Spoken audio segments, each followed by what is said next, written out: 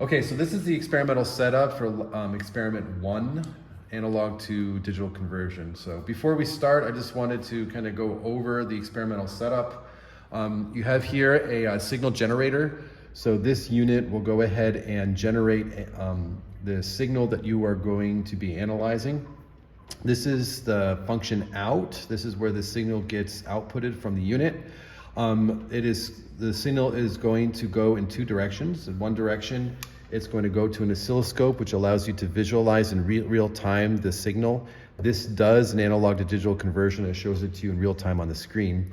The other part is split to a digitizer. So this is actually a unit that records the signal at a specific frequency. For example, if you set this to 1,000 hertz, which we'll show you later, this means that this is recording the signal 1,000 times a second. And then that is connected to the computer, and you set the computer to record it at a specific frequency for a certain amount of time. So the first thing you guys are going to do is just go ahead and turn on all the units, including the computer. Now, once the computer turns on, it should automatically log in. If it does not automatically log in, there's a simple password to put in order to be able to get to the desktop screen. So here it says Mecel Lab, capital MECEL, and then lowercase ab. That would be the password you input if it does not automatically log in for you.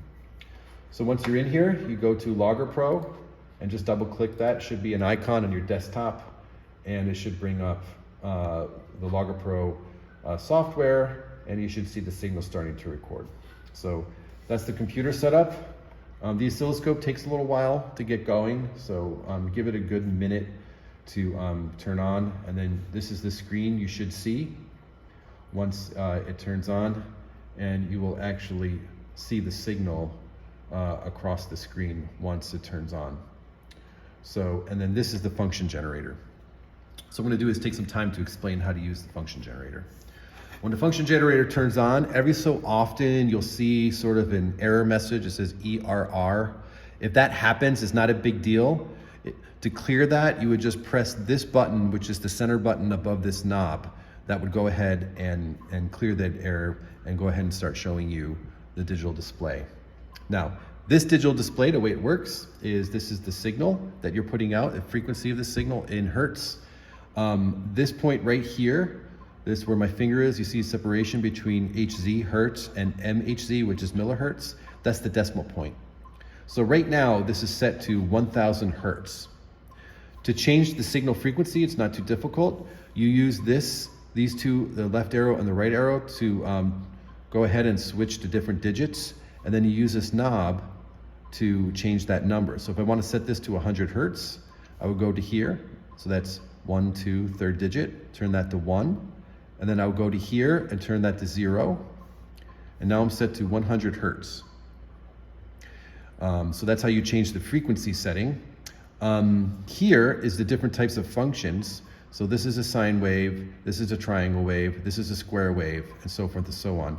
You would press this function button to change to the different types of signals that you're putting out. So right now we want a continuous sine signal, so we're putting that out. And then here, mode, you want this to be continuous, right? So you want it to actually generate a continuous function. So you want to make sure that that's on there. This button, function out, just means that it's on or off. So when that little light is red, that means that it's actually putting out the function. When that light is out, it means that it's not actually outputting a function. Here, this is the range. So you can see it's got 20 volts peak to peak, 2.2 or 0.02. That means that is the maximum and minimum range that you can set. So right now, for example, it's lit down here at 0.02, and then this allows you to change the amplitude between 0 and 0.02 volts. When I set it to here, this allows me to change the amplitude between 0 and 0.2 volts. When the 20 is lit, it means that I am allowed to change the signal peak to peak from 0 to 20 volts peak to peak, okay? And That's about it. The only other thing is a DC offset. DC offset basically is the 0 point for the signal. So you have the sine signal, the sine wave that is, continuous, for both a positive and negative voltage value.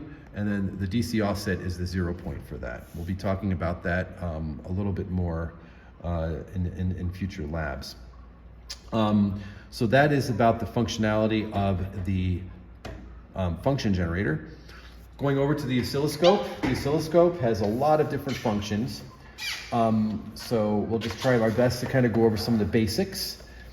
It's a 4-channel oscilloscope, so this is outputted to channel 1. So channel 1 will be displaying the signal.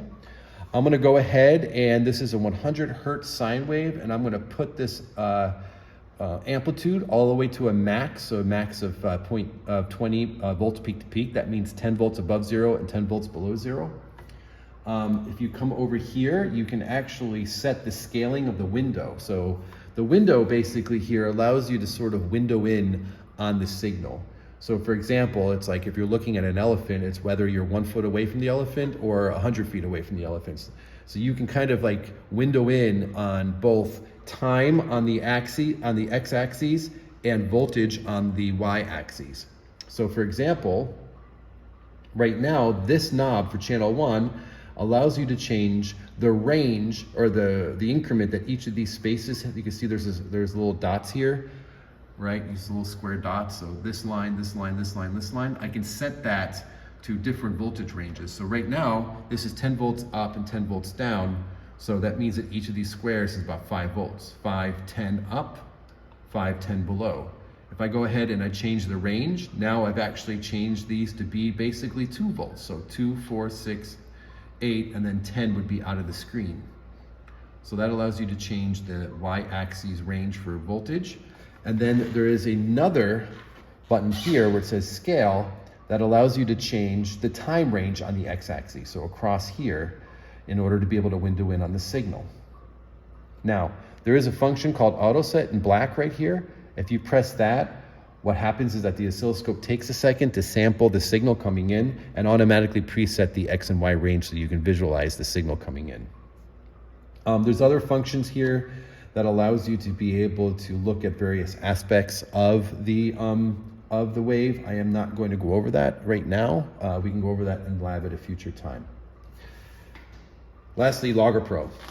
Logger Pro, you may or may not have used this in earlier classes, but Logger Pro is basically, again, it is a way to look at a signal that was digitized by the Logger Pro data acquisition system, which is this, again, this small unit that we looked at earlier. If you go ahead and you click on this clock icon, it brings up a window to allow you to set a few settings. One such setting is the duration at which you're going to be collecting a sample, meaning how long are you going to collect data, right? So let's say I want to collect data for 1 second. And then here, sample rate is the frequency at which you're collecting data. That is not the frequency of the signal coming from the function generator. Right now you can see the function generator has a signal of 100 hertz, meaning that this is putting out a signal at 100 hertz. This is the frequency at which this data acquisition system collects data from it. So if I want to set, let's say, for example, 1,000 hertz, that means now I'm collecting, I am sampling a frequency of 100 hertz, and I'm sampling that frequency at 1,000 hertz.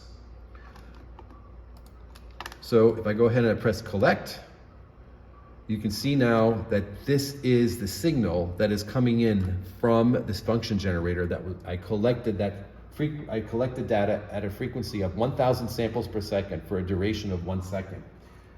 And I can go here to the x-axis and change the x range from 1 second maybe to 0.1 seconds, and you can kind of see the signal that for every 100 for the 100 hertz signal, I basically sampled at 1,000 hertz. So what you're going to be doing in today's lab is basically playing with the settings on the function generator and in Logger Pro in order to be able to demonstrate 4 different aspects of data acquisition. One's called saturation, one's called resolution, and then you're going to demonstrate what aliasing looks like when you're not sampling fast enough, and then what it looks like when you're not aliasing. Those are the 4 different scenarios. I am not going to go over those scenarios in this video. The purpose of this video is to show you how the equipment works and what you're going to be using, but the lab handout should help give you some hints and instructions on how to demonstrate each of those 4 different scenarios. So that's the end of this instructional video. Of course, if you have any questions, you just ask us in lab.